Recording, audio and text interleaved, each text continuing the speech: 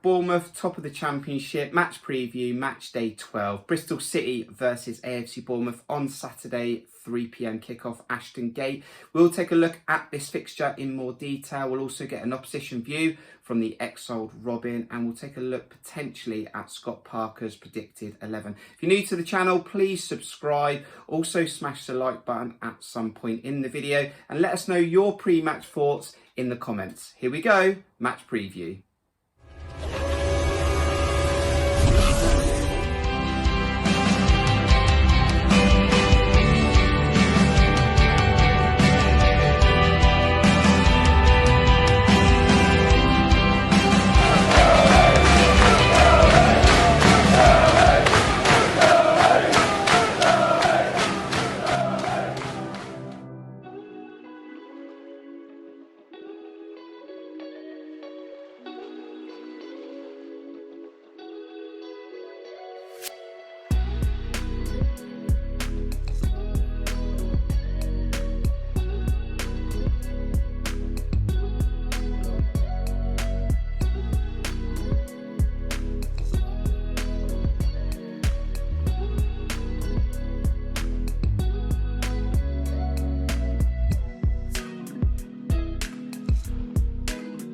We went into the international break then, top of the Championship. Also some awards with Gary Cahill getting Player of the Month, and Scott Parker, he picked up Championship Manager of the Month as well. But that last fixture was a 2-1 win at home versus Sheffield United. And for the first time, we were asked a couple of questions. What would happen if Bournemouth didn't score at home in the first half? And what would happen when we went behind for the first time? Well, we did go behind for the first time, and it didn't take us long to react, did it? We did come back into the game. We got a penalty. Seemed like it was just a penalty as the challenge continued into the box, and then Phil Billing got the second not long after, and we took all 3 points again, scoring 2 goals at home, keeping that consistency going. Back on the road though, we will head up to Bristol. We won this fixture last season 2-1. Now I caught up with Paul from the Exiled Robin. How does he feel Bristol City are doing, and what does he think of this fixture versus Bournemouth?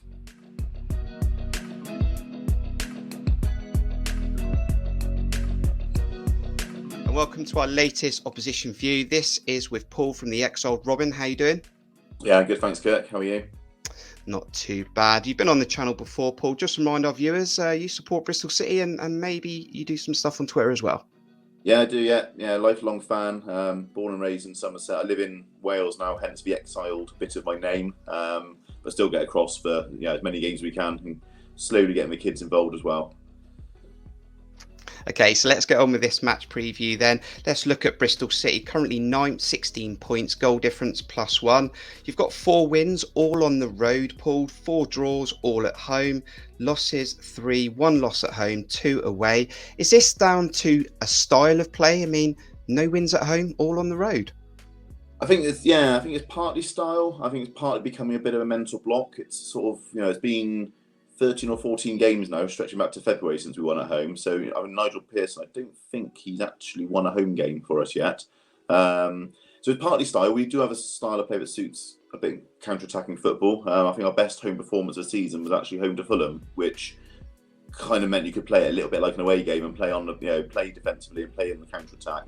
But there's definitely an element of, I think, becoming a bit of a mental thing now. We lost a last-minute goal at home to Blackpool on the opening day. We very nearly conceded a very late goal at home to Fulham, and the whole ground just gets a bit edgy and nervous now with 10 minutes to go, almost whatever the scoreline is at home, and that obviously can transcend onto a pitch and maybe start to affect how people are thinking. But you've got to end sometime, hasn't it? You've got to you don't have these runs forever. They've got to finish at some point.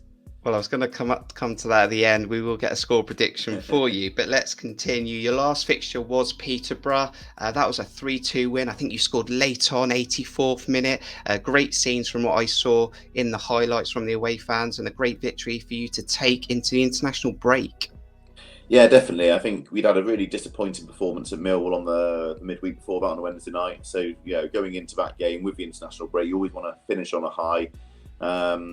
Conceded early, but came out really strongly. And to score sort of a winner 6 minutes from time away from home is always a good celebration, isn't it? And Peterborough is one of those grounds I think you haven't been to in a few years because they've been down in League One, so you have a decent following down there.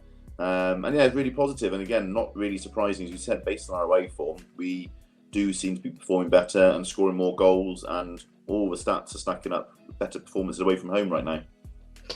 Looking at the form guide then, it is a bit of a mixed bag there. So your last 5 are drawn, win, drawn, lost, win. I think Nigel Pearson's not been sort of at the games either. I think he's been struggling with COVID. Is he going to be back for this game? And how's Nigel Pearson done then? Because he did come in last season, didn't he? And I mean, I can't remember where you finished in the league table, but it was a sort of up and down season. Is that fair? Yeah, so he came in just after the new year, January, February time. We were on the slide, so we'd been doing quite well early on. We really started sliding down the league table. We couldn't buy a win for, the last 4 or 5 months really. I mean, our form in the last 40 games was relegation form. Yeah, luckily we had 4 wins in the first 4, which pretty much kept us up ultimately. He came in, I think, didn't really have as much of an effect as anyone expected. We were conceding lots of goals from set pieces. We looked a bit disorganised at the back, and you kind of associate Nigel Pearson with that sort of ability to organise a defence. But saying that, we had 13 players out of contract heading into the summer, and a lot of them were kind of being asked to play and forced to play still just because of the squad depth. And it was really noticeable. It was really, really noticeable that those players weren't putting everything into all the games. So a lot of them have gone. We retained 2 or 3 only, so it's been a big change around in the summer.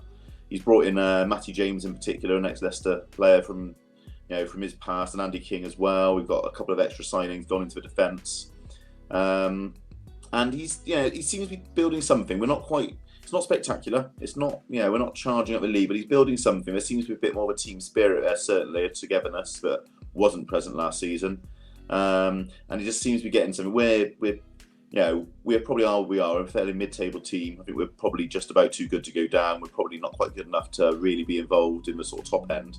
But yeah, he's doing okay. And yeah, you're right. He's missed certainly the last 2 matches now with COVID. He had a really bad COVID incident a year or so ago when he was off work and ill for a while. So hopefully it's not that bad. He's expected back in training tomorrow. So hopefully he'll be back in the morning and fully fit for Saturday. You mentioned some players in the squad there. I've had a look at the Bristol City squad. You can't not say it's not an experienced Championship side when you look at it. You've got Andy Vyman in there, Chris Martin. I think they've both got 4 goals. Andy King, you mentioned. Nathan Baker, I mean, he was a defender, Aston Villa. Naki Wells, he's been around the Championship. Danny Simpson, is it Thomas Callis as well? I mean, it is very much an experienced Championship side. But is it one of those squads that, like you said, probably is just short of maybe touching the playoffs? Yeah, I think you build around that. We've got quite a few youngsters in the team, and there's 3 or 4 19, 20-year-olds who are involved in the squad. I think if most fans are pressed, they'd probably say that the likes of Chris Martin, Andy Vyman, they're good players. Are they top 2, top 6 standard? Possibly not quite. They're a decent squad player maybe in that sort of squad, someone pushing for playoffs. But we're playing them every week, and we're expecting. I think especially up front, realistically, we're not expecting Martin or Vyman to score 20 goals in the season. So they might score 12, 15. You've got to get goals in from elsewhere. The back inferior, you're right, was strong with Callis and Baker back then. We've signed a lad called Roy Atkinson from Oxford in the summer for $1.5 million, who's doing pretty well to start with. Dan Bentley in goal again. He's got 300 plus games at this level. So we have. You're right. We have got an experienced squad. We just probably need we're lacking a little bit, I would say, creativity, a bit of spark. Probably hence why we would do better away from home rather than at home against defences that are a little bit more backward in their thinking. So I think it's only 1 clean sheet for you this season, Paul. I think that was against Preston, I want to say, if I've got that right. You're looking for that win at home. But when you look at the Bournemouth side then, Paul, are you worried? I mean, we've only not scored in 2 games this season. We've got a lot of attacking players with the likes of Christie, Jayden Anthony, Philip Billing. Does it concern you anything on the day? Yeah, I think it's got to. I think when we played Fulham a couple of weeks ago, that was probably our best performance of the season. And we came away happy with a draw. And you've got to look at the Bournemouth squad, I think, and the Bournemouth side and think, similar. I think if you play well and get a draw, most fans would probably be happy with that. You have got a lot of attacking threat. so we're a strange side defence. In theory, we've got a lot of strong players there and a lot of good performers. And Bentley's probably been our player of the season. Callas not far behind him, and yet we haven't kept those clean sheets. So it's a bit of an oddity, really. But yeah, certainly the way you guys have started, the goals you're scoring, it's got to be a worry. And I think when we played was it last year or a couple of years ago, we saw that, you had a lot of attacking threat. We did okay in the first half down at your place, and then second half you just turned it on, and it was really backs to the wall, and we were pushed back then for the whole game. This fixture last season was a tight affair. I think we took the 3 points in the end, a 2-1. We might have got a lucky goal actually as well, if I can remember. This fixture though, you have said that you're looking for that win at home. Probably the bookies will say this is nailed on Bournemouth win, but this is the Championship. It concerns me you haven't won a home game for 15 games. Someone will probably say you're due a win. What are you expecting on Saturday? I think you're going to be there, aren't you, Paul?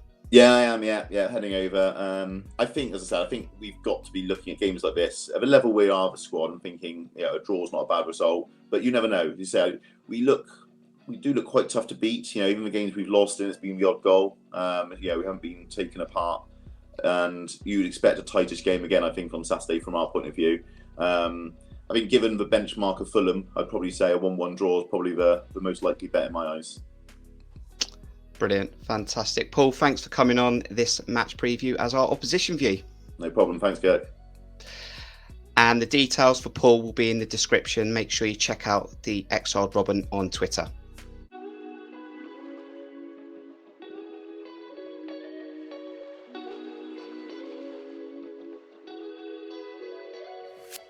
Thank you to Paul there for giving us his opposition view. Details are in the description. Like he said, Bristol City look like they are better on the road, and they are looking for that elusive home win. At some point, Bournemouth are probably going to lose. Let's just hope it doesn't all happen on Saturday. Now, we are going to take a look at Scott Parker's predicted 11 in just a bit, but we just want to let you know about an event coming up very soon at the Vitality Stadium through the Talking Cherries. October the 21st, doors open at 7:30. There's an event to get to know Talking Cherries more and meet other fellow Cherries fans. Now, here is Sammy Nell from the Talking Cherries to let us know more about this event.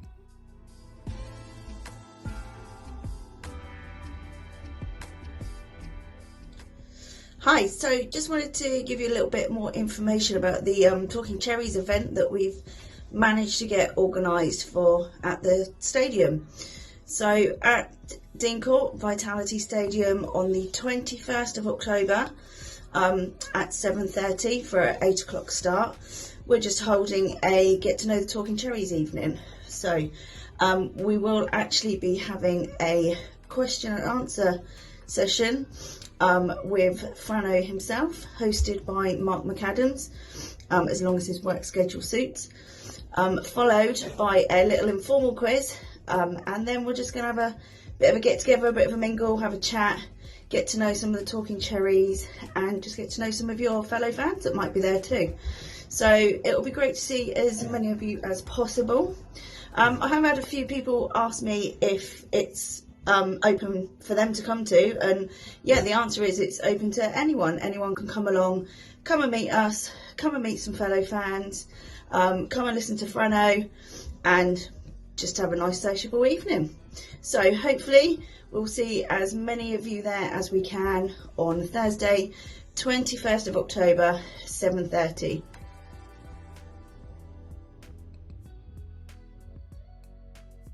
Thank you, Sammy, there for that information on the Talking Cherries event. October the 21st, doors open up at 7:30. Also follow Talking Cherries on Twitter as well. Details will be in the description.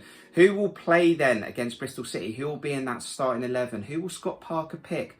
Well, this is my predicted 11 for this game. Mark Travers to keep his spot in goal. The back four, I think, will remain as it has been consistent in the last patch of games. We've got Adam Smith at right back, Gary Cahill partnering Lloyd Kelly, and George Zamora at left back. Moving up through the midfield, let's work on that midfield three to start with. I think Ben Pearson will have that defensive holding midfielder role, and then I think it might get a bit interesting.